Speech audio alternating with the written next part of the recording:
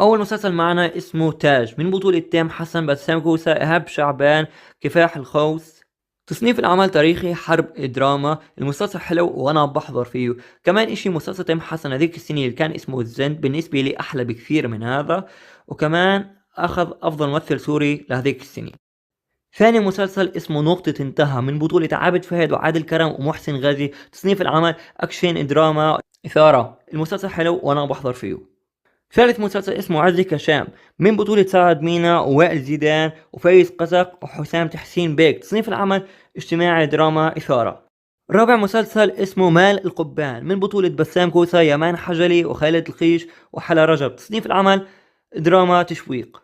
خامس مسلسل اسمه ولاد بديعة من بطولة سلاف معمار، سامر اسماعيل، محمود نصر، فادي صبيح، يامن حجري، نادين تحسين بيك، محمد حداقي. تصنيف العمل دراما اجتماعي. من فضلك اشترك في القناة وفعل الجرس ليطلع